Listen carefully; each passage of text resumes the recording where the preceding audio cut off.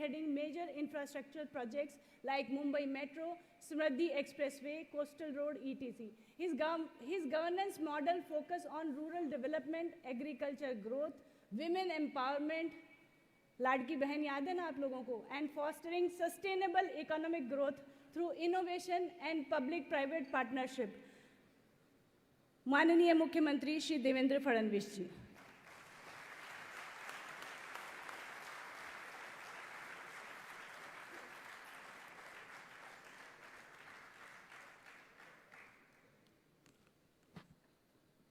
सभी को बहुत बहुत नमस्कार। मंच पर उपस्थित वर्ल्ड हिंदू इकोनॉमिक फोरम की पुरोधा श्री स्वामी विज्ञानंद जी, आज के अध्यक्ष हमारे राजेश शर्मा जी, पद्मश्री टीवी मोहनदास पै जी, शैलेश त्रिवेदी जी, हमारे बीच उपस्थित सुरेश भगेरिया जी, संजय नगरकर जी, विपिन जी, मंगल प्रभात लोढ़ा जी, मंचासीन सभी महानुभाव और यहाँ पर उपस्थित सभी बहनों और भाइयों, सबसे पहले मैं आप सभी का इस मुंबई नगरी में जो भारत की आर्थिक, वाणिज्यिक, व्यापारिक, मनोरंजन की राजधानी है, इस राजधानी में बहुत बहुत स्वागत करता हूँ, अभिनंदन करता हूँ। और मैं वर्ल्ड हिंदू इकोनॉमिक फोरम का भी आभार व्यक्त करता हूँ कि आपने इस बार एनुअल ग्लोबल कॉन्फ्रेंस के लिए महाराष्ट्र को चुना, मुंबई को चुना। और मैं ऐसा मानता हूं कि मुंबई न केवल हमारे देश की आर्थिक राजधानी है, आने वाले दिनों में हमारे देश की फिनटेक की राजधानी भी मुंबई बनने जा रही है। तो मुझे बहुत खुशी है कि आज हम सभी लोग यहाँ पर एकत्रित हुए हैं। वर्ल्ड हिंदू इकोनॉमिक फोरम ने पिछले कई वर्षों में हमारे आर्थिक सामाजिक विकास के क्षेत्र में हिंदू इथोस के आधार पर हम विकास कैसे कर सकते हैं, इसके बारे में कई संकल्पनाएं हमारे सामने रखी है। हम सभी लोग जानते हैं कि पश्चिमी सभ्यता में और हमारी सभ्यता में एक मूलगामी अंतर यह है कि वहाँ यह माना जाता है कि सर्वाइवल ऑफ द फिटेस्ट, जिसमें ताकत होगी वो जिएगा, जिसमें ताकत नहीं होगी वो समाप्त हो जाएगा। लेकिन हमारे हिंदू चिंतन ने कभी भी इस बात को नहीं माना। हमारे चिंतन ने माना है कि जो जन्मा है वो जिएगा और समाज उसके जीने की व्यवस्था करेगा। और ये जो अंतर है, इस अंतर के चलते अगर हम हमारा इतिहास देखें तो दुनिया में हमारी भारतीय सभ्यता एक ऐसी सभ्यता है जिसने अपने कर्मण्यता के भरोसे, अपने पुरुषार्थ के भरोसे विकास किया है। दुनिया की आज की जो बड़ी बड़ी अर्थव्यवस्थाएं हम लोग देखते हैं, इन अर्थव्यवस्थाओं के इतिहास में हम जाएंगे तो कहीं ना कहीं शोषण नजर आता है, उपनिवेशवाद नजर आता है। लेकिन भारत की अर्थव्यवस्था, जो हम लोग ये जानते हैं और हमेशा कहते हैं कि 15वीं शताब्दी में दुनिया के जीडीपी में करीब 35 से 39% हिस्सा ये भारत का था। ये जो आर्थिक प्रगति भारत ने की, ये कभी भी उपनिवेशवाद के भरोसे, शोषण के भरोसे नहीं की। हमने कभी आक्रमण करके, लूट के अपनी संपत्ति को बड़ा नहीं किया।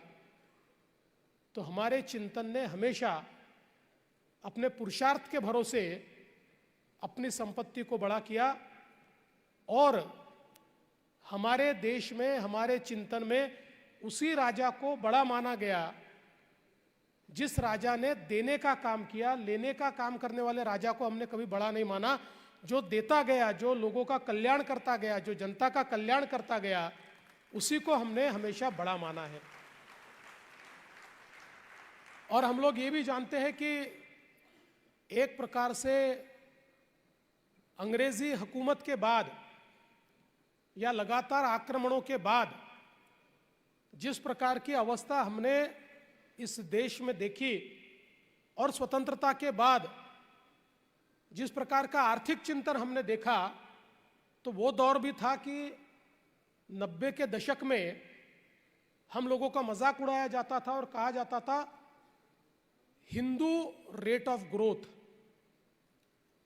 हमारी अर्थव्यवस्था के विकास दर को हिंदू ग्रोथ रेट कहा जाता था और मजाक में कहा जाता था कि ये तो चींटी के पांव से चलता है, ये तो आगे बढ़ता ही नहीं है। या फिर ये भी कहा गया कि एक प्रकार से ये तहस नहस होने वाली अर्थव्यवस्था है, एक प्रकार से समाप्त होने वाली अर्थव्यवस्था है। पर मैं ऐसा मानता हूं कि हमारी अर्थव्यवस्था को आज जब लोग देखते हैं तो ये मानते हैं कि ये जो हिंदू ग्रोथ रेट है, यही आने वाले दिनों में दुनिया को राह दिखाने वाला ग्रोथ रेट होने वाला है। और आज जब लगातार हम लोग दुनिया की सबसे तेजी से बढ़ती हुई अर्थव्यवस्था बने हैं, दुनिया की 5वीं सबसे बड़ी अर्थव्यवस्था से 3री सबसे बड़ी अर्थव्यवस्था की ओर जा रहे हैं, ऐसे समय मैं ऐसा मानता हूं कि भारत ने दुनिया के सामने उदाहरण पेश किया है। लोग कहते थे इतनी बड़ी जनसंख्या है, ये कभी विकसित हो ही नहीं सकती, लेकिन जनसंख्या को मानव संसाधन में परिवर्तित करते हुए विकास को पाया जा सकता है। और ये विकास भी सबको साथ में लेकर इंक्लूसिव विकास हो सकता है। इसका नमूना अगर किसी देश ने दिया है तो हमारे भारत ने दिया है। ये कहते हुए मुझे बहुत खुशी होती है। और मैं कहना चाहता हूं कि इसकी नींव इस देश में किसी ने रखी तो श्रद्धेय अटल बिहारी वाजपेयी जी ने रखी। उनके कार्यकाल में इसकी नींव रखी गई और इसको परमोच्च बिंदु पर ले जाने का काम अगर कोई कर रहा है तो देश के प्रधानमंत्री माननीय मोदी जी कर रहे हैं, जिन्होंने नव भारत के निर्माण में इस प्रकार की पॉलिसीज को तैयार किया जिसमें गतिशीलता है, जिसमें पारदर्शिता है और जिसमें इंक्लूसिविटी है, जिसके कारण आज भारत बहुत बड़े पैमाने पर आगे बढ़ रहा है। और विशेष रूप से मैं ऐसा मानूंगा कि जिस समय हम लोग दुनिया की अर्थव्यवस्थाओं को देखते हुए इस बात का विचार करते हैं कि कैपिटलिज्म के कारण हम लोग हमेशा ये कहते हैं कि लोगों में दूरियां बढ़ी है। हम लोग ये कहते हैं जिस प्रकार से गरीब और अमीर की दूरी बढ़ रही है और लगातार ये चर्चा होती है कि डिस्ट्रीब्यूशन ऑफ वेल्थ का क्या होगा, ऐसे समय भारत जब मात्र अपने 10 सालों में 25 करोड़ लोगों को गरीबी रेखा से बाहर निकालता है, तो मैं ऐसा मानता हूं ये हिंदू ग्रोथ का मॉडल जो हमारे प्रधानमंत्री जी ने दुनिया के सामने तैयार किया है, ये अपने आप में एक अनुपम इस प्रकार का मॉडल है।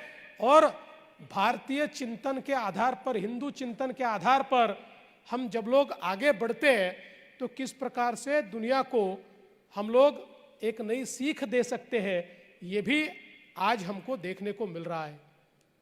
मैं ऐसा मानता हूं कि आज हम लोग ये कहते हैं कि 2030 तक हम भारत को 5 ट्रिलियन इकोनॉमी बनाना चाहते हैं। शायद वो तो 2028 तक ही हम कर लेंगे। अभी कई अलग अलग प्रकार की फाइनेंशियल इंस्टीट्यूशन से कहती है कि probably by 2030 we will be 7 trillion और 9 ट्रिलियन। लेकिन चूंकि हम लोग महाराष्ट्र में हैं और महाराष्ट्र की बात कहने के लिए मुझे यहाँ पर खड़ा किया है, तो मैं ये कहना चाहता हूँ कि हम ये प्रयास कर रहे हैं कि देश की सबसे पहली सब नेशनल $1 ट्रिलियन इकोनॉमी हम महाराष्ट्र को बनाने जा रहे हैं। मुझे खुशी है कि पिछले साल हमने $500 बिलियन के मार्क को पीछे छोड़ दिया, हम $500 बिलियन से आगे चले गए। हमारा प्रयास है कि हम लोग बिटवीन 2028 टू 2030 हम लोग महाराष्ट्र को $1 ट्रिलियन इकोनॉमी करें। वैसे आज जिस ग्रोथ रेट के साथ हम लोग चल रहे हैं उसके आधार पर 2032 में हम लोग $1 ट्रिलियन इकोनॉमी होंगे, लेकिन मैं ऐसा मानता हूं कि बिजनेस यूजुअल का जमाना चला गया। अब एक्सीलरेटेड ग्रोथ की हम बात करते हैं और एक्सीलरेटेड ग्रोथ में we aspire to become $1 trillion economy by 2028 और बाय 2030। और इसके लिए हम लोगों ने एक इकोनॉमिक एडवाइजरी काउंसिल तैयार की और इस काउंसिल के माध्यम से महाराष्ट्र की इस ग्रोथ को हम कौन से क्षेत्र में प्रोपेल कर सकते हैं, एक्सेलरेट कर सकते हैं, इसका एक अभ्यास किया और उसके आधार पर हमने हमारी नीतियों को तैयार किया है। और मैं ऐसा मानता हूं कि आज जब हम विकास की बात करते हैं तो the speed of travel and the speed of data will determine the growth. Speed of travel इसलिए कि दुनिया ने भारत को जिस प्रकार की व्यवस्था में आज खड़ा किया है, उस व्यवस्था में ग्लोबल सप्लाई चेन में हम लोग एक प्रमुख भूमिका अब निभा सकते हैं और हमको निभानी ही पड़ेगी। अगर हम वैश्विक व्यापार का विचार करते हैं तो ग्लोबल सप्लाई चेन का एक अहम हिस्सा जब तक भारत नहीं बनेगा, क्योंकि दुनिया ने देखा कि जिस प्रकार से कोविड के समय चाइना ने ग्लोबल सप्लाई चेन को डिसरप्ट किया और जिसके कारण दुनिया का व्यापार मानो ठप हो गया, तो दुनिया ये मानती है कि अब ग्लोबल सप्लाई चेन में भारत की भूमिका अहम हो सकती है। और इसलिए speed of travel, cost of travel, फिर वो व्यक्तियों की हो या गुड्स की हो, ये दोनों चीजें बहुत महत्वपूर्ण है। लॉजिस्टिक्स बहुत महत्वपूर्ण है और उसी दृष्टि से हम लोगों ने महाराष्ट्र में लॉजिस्टिक्स का विचार करते हुए 360 डिग्री में विचार किया है। हम लोग यहां पर जो हाई स्पीड हाईवेज है उनका एक जाल बुनना चाह रहे हैं। बहुत बड़े पैमाने पर हाई स्पीड हाईवेज हम लोग तैयार कर रहे हैं। नागपुर मुंबई समृद्धि हाईवे जो हमने तैयार किया, 700 किलोमीटर का ग्रीनफील्ड रोड मात्र 5 सालों में हमने बनाया, जो 16 हमारे डिस्ट्रिक्ट को सीधा JNPT पोर्ट से जोड़ता है। तो 16 हमारे डिस्ट्रिक्ट्स आज ऐसे हैं कि जो सीधे पोर्ट लेड डेवलपमेंट के साथ जुड़ रहे हैं और मैं ऐसा मानता हूँ इससे एक सप्लाई चेन को बड़ी ताकत मिल रही है, चाहे वो हमारे रोड्स हो, चाहे हमारे पोर्ट्स हो या फिर हमारे एयरपोर्ट्स हो। और मुझे ये बताते हुए खुशी होती है कि अभी अभी हमारे प्रधानमंत्री जी ने भारत को और महाराष्ट्र को दुनिया की मैरीटाइम ताकत बनाने के लिए एक बहुत महत्वपूर्ण निर्णय लिया। आज हमारे भारत का जो कंटेनर ट्रैफिक है, 60% कंटेनर ट्रैफिक ये मुंबई का JNPT पोर्ट हैंडल करता है। अभी हमने एक नया पोर्ट तैयार करने का फैसला किया जिसके काम की शुरुआत हम लोग कर रहे हैं। ये वाढवण पोर्ट है। ये पोर्ट JNPT पोर्ट से 3 टाइम्स बड़ा, 3 गुना बड़ा पोर्ट है और 10 किलोमीटर तक 20 मीटर डीप ड्राफ्ट का ये पोर्ट है। दुनिया का सबसे बड़ा जहाज भी इस पोर्ट पर आ सकता है। तो भारत को एक नई मैरीटाइम ताकत के रूप में अब महाराष्ट्र डेवलप करने वाला है और मैं ऐसा मानता हूं हमारे सप्लाई चेन में एक बहुत महत्वपूर्ण भूमिका ये पोर्ट आने वाले दिनों में तय करेगा। आज हम देख सकते हैं जिस प्रकार से इंफ्रास्ट्रक्चर का पुश हमारी सरकार ने दिया है, विशेष रूप से मोदी जी की सरकार देश में आने के बाद और बीजेपी की सरकार महाराष्ट्र में आने के बाद 2014 के बाद जिस प्रकार से हमने इंफ्रास्ट्रक्चर के सेक्टर को बदला है। मुझे याद है 2019 में एक ड्वाइच बैंक ने रिपोर्ट दी थी। उस रिपोर्ट में ड्वाइच बैंक ने कहा था कि देश में जितने बिग टिकट इंफ्रास्ट्रक्चर प्रोजेक्ट चल रहे हैं उसमें से 49% प्रोजेक्ट अकेले महाराष्ट्र में चल रहे हैं। इतने बड़े पैमाने पर इंफ्रास्ट्रक्चर का पुश आज महाराष्ट्र में हम लोग देख रहे हैं।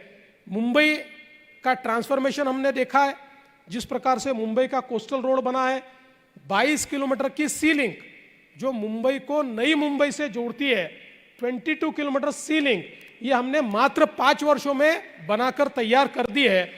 और एक प्रकार से बहुत बड़े पैमाने पर इंफ्रास्ट्रक्चर में हम लोगों ने निवेश किया है। और ये स्पीड ऑफ ट्रैवल के साथ साथ स्पीड ऑफ डेटा, ये भी मैं ऐसा मानता हूँ बहुत महत्वपूर्ण है, क्योंकि आने वाले दिनों में जिस डिजिटल इकोनॉमी की ओर हम लोग जा रहे हैं उसमें हम ये प्रयास कर रहे हैं कि Mumbai and Maharashtra should be data capital. और आज मुझे बताते हुए खुशी होती है कि हमारे देश में जितनी डेटा सेंटर की कैपेसिटी है उसकी 65% कैपेसिटी अकेले महाराष्ट्र ने खड़ी की है। और आने वाले दिनों में जो सारा हमारा डेटा रिलेटेड बिजनेस है, ये बिजनेस महाराष्ट्र में संचालित होगा। इस प्रकार की व्यवस्थाओं को हमने खड़ा किया है। और मैं ऐसा मानता हूं कि आज डिजिटल इकोनॉमी और विशेष रूप से आर्टिफिशियल इंटेलिजेंस जिस प्रकार से अर्थव्यवस्था को डिसरप्ट कर रहा है, ये एक पॉजिटिव डिसरप्शन, इसको हम लोगों को स्वीकारना ही होगा।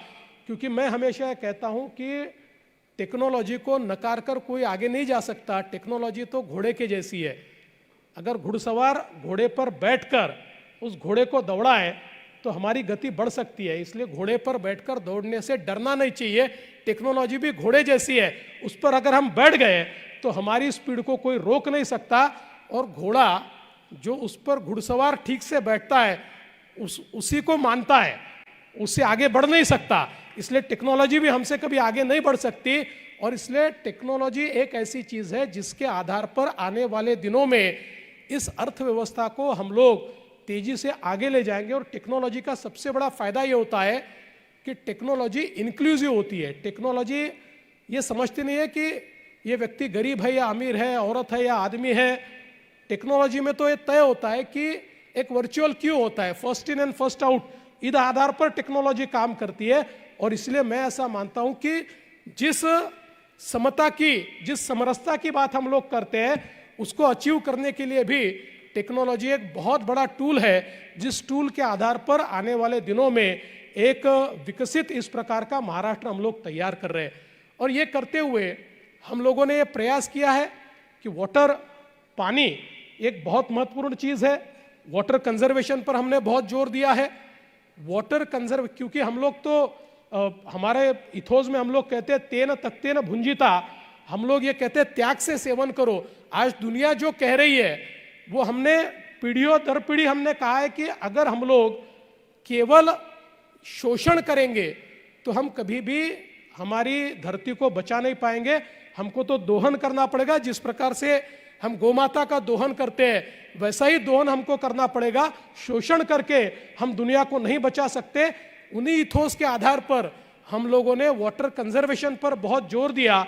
और मुझे कहते हुए बहुत खुशी होती है 2020 में भारत की सरकार ने जिस समय पूरे देश का वाटर टेबल का एक चार्ट घोषित किया तो उसमें देश के अलग अलग राज्यों में वाटर टेबल कम हुआ था, लेकिन महाराष्ट्र एक राज्य ऐसा था जिसमें वाटर टेबल ऊपर आया था। और साथ साथ देश में जितने वन है, जंगल है, इसका जो आच्छादन है, इसमें भी सबसे ज्यादा जंगलों की बढ़ोतरी ये महाराष्ट्र में हुई थी। तो सस्टेनेबिलिटी के साथ हम लोग काम करना चाहते। अभी नदी जोड़ प्रकल्प हमने शुरू किया है जिसमें हम लोग नदियों को जोड़ने का काम कर रहे हैं। और विशेष रूप से जो रिन्यूएबल एनर्जी है इसमें महाराष्ट्र ने बहुत बड़े पैमाने पर काम शुरू किया है। मैं बताना चाहता हूं कि आज महाराष्ट्र में केवल 16% हमारी एनर्जी ये रिन्यूएबल्स के माध्यम से आती है, लेकिन 2030 में 52% हमारी एनर्जी ये रिन्यूएबल के माध्यम से आएगी। और मुझे बताते हुए खुशी होती है कि अभी हमारी जो कैपेसिटी है वो करीब इंस्टॉल्ड कैपेसिटी 50,000 मेगावाट की है, लेकिन पिछले 2.5 सालों में हम लोगों ने जो काम शुरू किया है और जो काम हम लोगों ने कंसीव किया है, इसका अगर हम लोग एक पूरा आंकड़ा देखें तो 54,000 मेगावाट हम लोग रिन्यूएबल एनर्जी में काम कर रहे हैं। तो एक प्रकार से ग्रीन एनर्जी के भरोसे आने वाले दिनों में महाराष्ट्र के विकास को हम लोग आगे ले जाएंगे। तो मुझे ऐसा लगता है कि मुझे दिया हुआ समय मैंने एक्सीड कर दिया है, मैं बात करता रहूँगा। तो नेता हूँ मैं, तो रुकने वाला नहीं हूँ, लेकिन किसी भी फोरम के कुछ नियम होते हैं। मेरे सामने से समय आपने हटाकर गलती कर दी, समय रखते तो मैं समय में बात करने वाला व्यक्ति हूँ, लेकिन भले ही आपने समय हटाया हो फिर भी मैं अपनी बात को समाप्त करना चाहता हूँ। इतना ही कहकर समाप्त करना चाहता हूँ कि भारत की विकास की यात्रा बहुत तेजी से शुरू हो गई है और इस यात्रा में जो हमारा शाश्वत विचार है वही विचार हमको आगे ले जा रहा है। जिस प्रकार से हमारे देश में केवल आर्थिक और सामाजिक नहीं तो सांस्कृतिक पुनरुत्थान भी हमारे प्रधानमंत्री जी के नेतृत्व में हो रहा है, ये सारी चीजें मिलाकर भारत को एक मजबूत देश के रूप में प्रस्थापित कर रही है। आने वाले दिनों में दुनिया भारत की ओर ही देख रही है, दुनिया को दिशा भी भारत देने वाला है। और ऐसे समय इस भारत के पावर हाउस के रूप में, इस भारत की रीढ़ की हड्डी के रूप में, इस भारत की ताकत के रूप में महाराष्ट्र को प्रस्थापित करने का काम हम करेंगे, ये विश्वास मैं आप सभी को देता हूं। फिर एक बार अलग अलग देशों से यहाँ पधारे हुए हमारे वर्ल्ड हिंदू इकोनॉमिक फोरम के सभी सदस्यों का मैं बहुत बहुत स्वागत करता हूँ। हमारे सभी पदाधिकारियों का आभार व्यक्त करता हूँ कि आपने महाराष्ट्र और मुंबई को ये मौका दिया कि यहाँ पर ये कॉन्फ्रेंस हो रही है। बहुत बहुत धन्यवाद। जय हिंद, जय भारत, जय महाराष्ट्र।